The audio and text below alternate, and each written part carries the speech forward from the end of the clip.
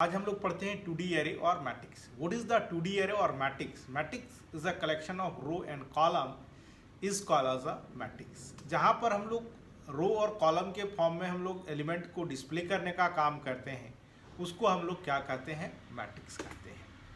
तो चलो हम लोग देखते हैं, प्रीवियस ट्यूटोरियल में हम लोग ने देखा कि 1D यानी सिंगल डायमेंशन एरे को कैसे हम लोग डिक्लेयर करने का काम करते हैं, जिसमें या तो सिंपल हम लोग रो का यूज़ करते थे या हम लोग सिंपल कॉलम का यूज़ करते थे।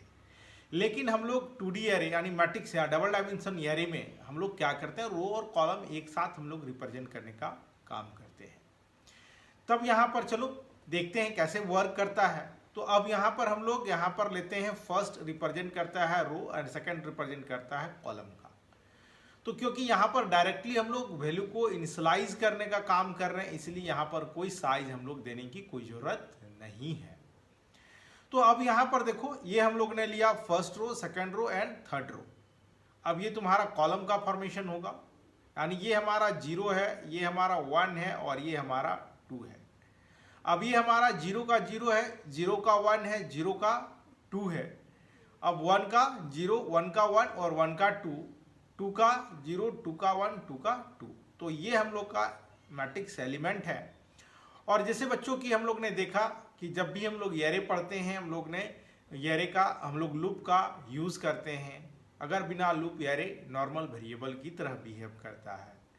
तो चलो हम लोग देखते हैं, समझते हैं कि कैसे इसको हम लोग प्रिंट करने का काम करते हैं। अब यहाँ पर हम लोग 2 लूप चलाना होगा, एक हम लोग रो के लिए और दूसरा हम लोग कॉलम के लिए। तो चलो हम लोग देखते हैं कैसे काम करता है नोटपैड में। हम लोग ने देखते हैं class ABC 26, then public static void main string AR। Yes, अब चलो हम लोग यहाँ पर डिक्लेयर करते हैं इंट I और J। यूजर से हम लोग इनपुट नहीं ले रहे हैं, हम लोग डायरेक्टली इनिशियलाइज करने का काम कर रहे हैं। इंट एरे और रो और कॉलम के लिए हम लोग यहाँ पर डिक्लेयर कर दिए। अब चलो हम लोग 1 2 3 कॉमा 4 5 6 7 8 9, अब ये ले लिया। अब यहाँ पर देखो, अब इसको हम लोग समझते हैं कि कौन मेरा रो है।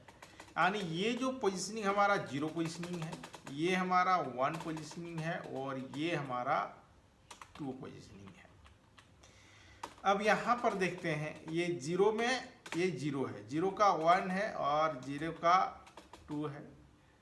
अब 0 का 0 पोजीशन है, 0 का 1 पोजीशन है और 0 का 2 पोजीशन है। ये 0 पोजीशन है, ये 1 पोजीशन है और ये हमारा 2 पोजीशन है। अब चलो हम लोग प्रिंट करने का काम करते हैं। system.out.println मैट्रिक्स इज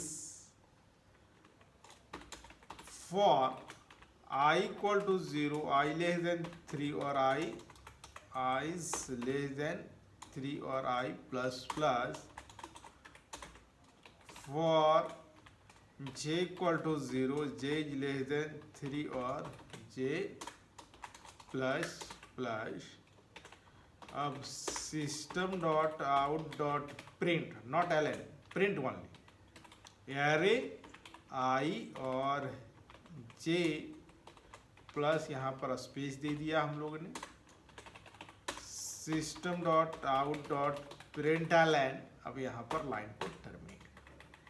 अब जो बच्चों ये जो फर्स्ट लूप हम लोग का है, ये रो को रिप्रेजेंट करने का काम कर रहा है और इनर लूप जो है ये हम लोग का कॉलम का, कॉल्स का हम लोग रिप्रेजेंट करने का काम करता है।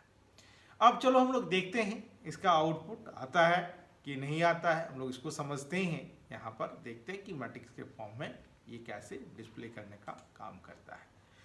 तो जावा सी ABC 26 डॉट जावा कंपाइल कर गया। अब रन कराते हैं जावा ABC 26। तो ये देखो हम लोग मैट्रिक्स के फॉर्म में डिस्प्ले करने, यानी इसका कोऑर्डिनेट क्या है? 0 0 है, 0 1 है, 0 2 है, 1 0 है, 1 1 है, 1 2 है, 2 0 है, 2 1 है और 2 2 है। तो इस तरह हम लोग यहाँ पर देखें मैट्रिक्स को प्रिंट करने का काम हम लोग कैसे किए, इसके बारे में हम लोग समझे।